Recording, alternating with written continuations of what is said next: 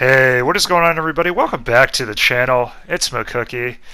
I wanted to talk about the mid-chapter update that was revealed for Dead by Daylight that's going to be live on the public test servers, the PTB, on PC only on Tuesday. They unpacked quite a lot of information for us, which is cool. It's nice to see what's going on and what the developers have on their plate for us. And I just kind of wanted to go over some stuff because some stuff looks pretty promising and some other stuff I really disagree with and feel like the developers are once again proving how out of touch they are with this game. But we're just going to jump right into it. First, I have it open up in front of me right now. I'm just going to scroll through it and talk about it. The clown was supposed to be getting a rework, but apparently he's just getting a buff. And in my opinion, it's a pretty minor buff. So for those of you who don't know, the clown currently has like no mobility, no map pressure. He has no way of getting around the map quick. It's why he's considered by most people, whether you play Survivor only or you play Killer only, he's considered the worst killer in the game, like by far. And what they're doing to help him is they're giving him a second type of gas. Normally he has a regular gas grenade, the pink gas, and you throw it down, and the gist of it is it slows down survivors so that you have an easier time killing them, and his power is all about, stopping survivors running circles at loops. And the power is solid, but the problem is it has a really hard counter, which is survivors just put the pallet down early. And since there's way too many pallets on every map in the game, the clown ends up not being able to do very much.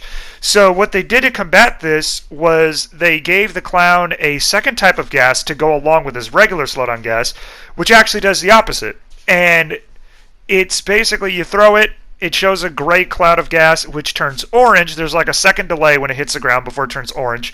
When the gas turns orange, if a survivor or the clown goes into it, they get a 10% movement speed increase. Why this speeds up survivors, I don't understand. I don't think survivors should be getting any help, and I don't think the clown should be receiving any more counterplay from the survivors when he has probably the most counterplay of all the killers in the game right now. The reason for them giving survivors a speed up from the gas just didn't make sense. They're like, oh yeah, you can use the gas to, throw it down and then trick the survivors into going into it, and they speed into a dead zone. It's like, a good survivor is not going to run into the gas and go towards a dead zone. They're going to run into the gas and go towards a safe area.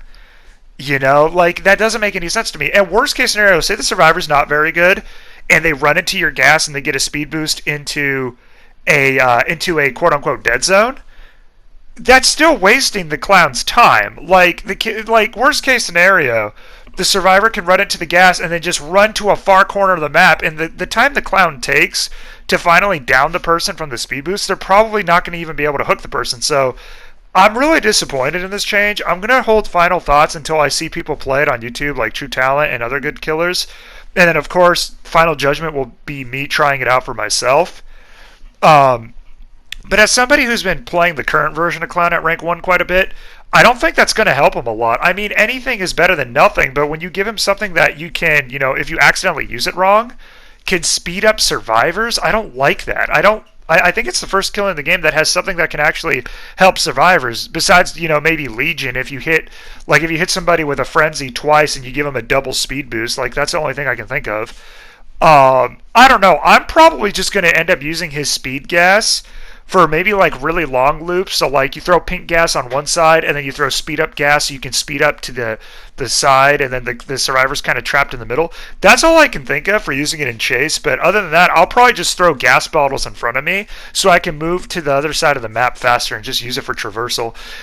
The reload speed buff that he got is really nice. That's probably one of the main things that he needed, so the fact that they addressed that is cool, I guess. But that's all I have to say about the clown. With everything that came out, I'm going to reserve judgment until, the game, the servers go live and I can try it out for myself. So moving on, they also buffed the Wraith, and the Wraith is all he's getting is basically pill bottle from Freddy, which is funny. Everybody in the community was like, give Wraith Windstorm. Everybody wants Wraith's Windstorm add-on to be his base kit. Windstorm is basically what allows him to get a tremendous speed buff when he's cloaked. It's kind of all the Wraith has going for him, is really good movement speed when he's in cloak, because when you try and play Wraith without it, he feels like a really shitty character. Excuse me. And he's still arguably shitty even with Windstorm. So everybody was like, give him Windstorm, and what do? They gave him an effect that's kind of similar to Freddy's lackluster pill bottle add-on. Freddy has an add-on where basically if you're super far away, if Freddy's super far away from you, he's invisible, and then if he's closer to you, I think it's like around 24 meters, he flashes on your screen intermittently, like you'll see flashes of Freddy, so you can kind of tell where he is, but not exactly. And then when he's closer, you see him full on.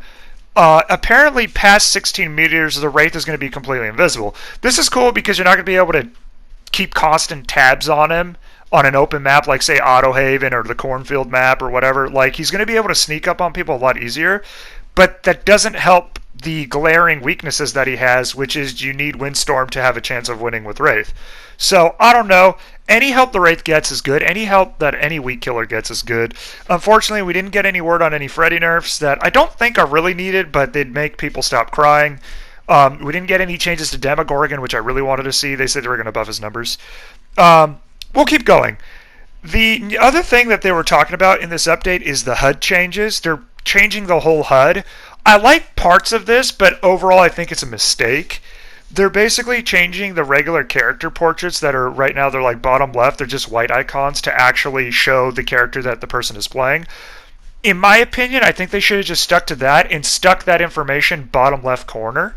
I think that's cool. And they could have had like a little tally symbol, like you know how the logo of Dead by Daylight is the 5 tally marks? What they should have done, in my opinion, is just kept the new character portraits, so like if it's like David, Kate, Claudie, and Nia, you see all of those characters' faces, so you know who is who in the bottom left, like it is right now with the white icons. And then below that, there should be tally marks for how many times they've been hooked. I feel like the way they did it, where they put like, they instead of being bottom left in a horizontal line, they're now top left in a vertical line. It's just so cluttered, especially if you're killer. Like, you already have such a shitty field of view that it's like I mean, a good HUD is not supposed to have information all over the screen. It's supposed to have it in one neat, easy to see area of the screen, so you know you can look in one spot really quick, see what you need to see, and focus on what's actually going on that's not related to your HUD, aka what's going on in the game. Like, it's too much visual clutter, in my opinion, and luckily most people are not happy with it. And of course, you're going to have to reserve final judgment, just like everything else, until it's actually tried out. But what I would have done, it looks like Discord overlay. It literally looks like Discord, top left. What I would have done personally is kept the portraits. I really like that. It's really helpful for, like, if you're using obsession perks, like save the best for last. You can see right off the bat, like, okay, I can't hit Claudette because Claudette's my obsession. I need to chase other people. That's really cool. So what they should have done is just kept that, but put it in the same layout that it is right now with the older portraits. They could have just done that and just, you know, hide it all bottom left, and it would have been fine. I don't know why they're doing this. And then it's so stupid, like, top middle of the screen, it has a gen count at all times. I hate that. I really don't like how that looks, where it's like in front of your face at all times. Like, as a killer, it's like, oh, 5 gens remaining, 1 gen remaining. I do like how it counts how many hooks you have, because it can tell you, like, it gives you a good idea of how close you are to pipping or not pipping or whatever, which is cool. I think they should have just put that bottom left. I think everything killer-wise should have stayed the same, honestly. I don't know. We'll see what they do with that, but I'm not too happy with what they did. It looks way too much visual clutter, in my opinion.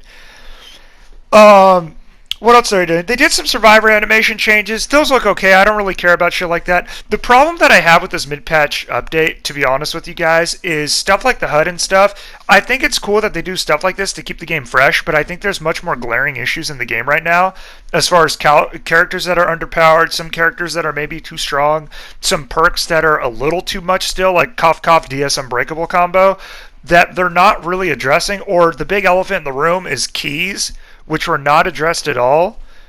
You know, Blight's field of view. Like, there's a lot of big problems right now that are actually important, and the developers are not doing anything to even mention them. They didn't even say, oh yeah, so the next update will be keys.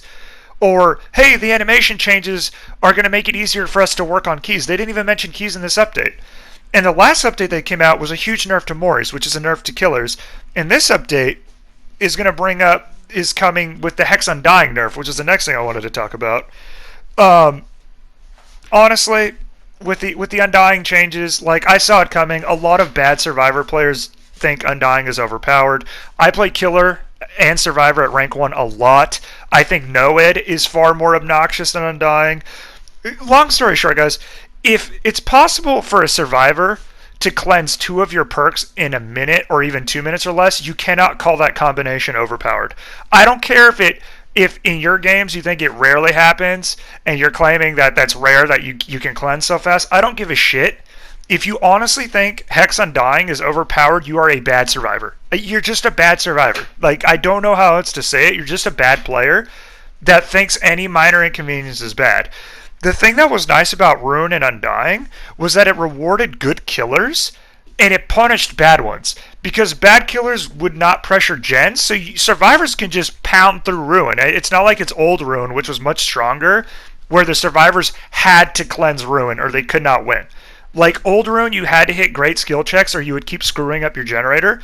The current Ruin, if you guys just spread out and sit on gens, you can win the game. Like, I've lost count of how many games we've won with Ruin still up, just because we were spread out on gens and the killer spent too long in chase, or he went after the wrong gen. You know, like, the best killers in the game, like Spirit, Freddy, Nurse, they can't be all over the map at once. And I think a lot of stupid survivors think that Undying is overpowered because instead of just sitting on a gen, they spend their whole time walking around the map trying to find all the totems, and then they get mad that they've cleansed 1 totem, 2 totems, 3 totems, and it's still Ruin is still activated. I think that's what people thought was overpowered. And I think, like, don't do that. Like, just do gens. When you finish a gen and you're in a new area, look around the area, spend a few seconds, see if you find a totem. But if not, you can do gens through Ruin. I don't know. I think it's so stupid that they went ahead and nerfed another killer-sided thing without addressing keys. It's pretty funny to me. Like, everybody's asking for a key nerf. I think Plunderer's Instinct is more overpowered than Undying, because what people are doing now is they're coming into games with a hatch offering and Plunderer's Instinct, and it's basically a guaranteed key. Or even better, they run Appraisal and Plunderer's Instinct, and it's like multiple keys. It's funny how keys are so strong in the game right now because there's very little counterplay to them. Yet Moris are like, they don't exist anymore. And that's fine, because I hate Moris too. But keys are like, they're doing nothing to balance both sides of the game. And people will probably cry and be like, what are you talking about? They just buffed Wraith and Clown. They gave him like a slap on the shoulder. Like, come on. The developers' bias is glaringly obvious right now. It would be like if Overwatch only buffed DPS characters because that's the more popular role, and then just was like, okay, tanks and supports, you can go screw yourselves. I don't know. With the Undying changes, they're making it so that if you cleanse, whatever totem you cleanse is always going to be Undying first, which is usually the worst case scenario for running Undying. And then the next totem they cleanse is going to be like Ruin if you're doing that. So like Ruin Undying is basically dead. The meta is going to be Corrupt Intervention again with Pop Goes the Weasel, because I don't care what anyone says. Oppression is it's a really bad perk. I don't think it's good. They're actually buffing Undying for perks like Devour Hope and Hex Lullaby, so maybe Impossible Skill Check Doctor might be more viable with Undying. And you might be it's a huge buff to Devour Hope, because it makes it so that Devour Hope lasts twice as long, which is usually the weakness of Devour, is that it doesn't last. So that could be interesting. Maybe it makes way for like a Devour Hope meta for M1 killers. That could be kind of cool, I guess. But I would not have nerfed Undying before you nerf gen speeds or you shrink the map. Gen speeds are an issue because maps are too big for most killers to get to the gens in time to stop them from being completed. They didn't do any of that, yet they nerfed Undying, and they nerfed another popular killer item like Moris before they addressed keys. And they didn't do anything to address that Decisive Strike is still, you can down somebody else and the killer can still be hit with it aggressively without tunneling. Same with Borrowed Time. Borrowed Time did catch a slight nerf, technically, and Legion catches a slight buff with the Deep Wounds change. Basically, you used to have 30 seconds to mend yourself if you got hit by Legion, or if you got if you got rescued and you had Borrowed Time effect and whatever, you got saved and, you had Borrowed Time. You have 10 less seconds to mend, which is not a big deal. You have 20 versus 30. It's a minor nerf to Borrowed Time and a minor buff to Legion, I guess, but it's less time you could spend just running to get that last gen done before you have to mend.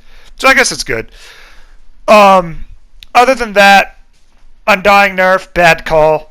I never thought it was overpowered, but then again, I know how to play the game on both sides, and I'm not biased. I've used Undying so much, and I've seen it go so fast on most maps, and then the game gets infinitely harder for me from then on because I'm literally playing a character that has 2 perks versus 16 perks, and the survivor perks are not going to get cleansed in the first minute of the game like my 2 perks. So I don't know. Those are the most noteworthy things I saw in this update that's coming out. The Undying nerf is a big no from me.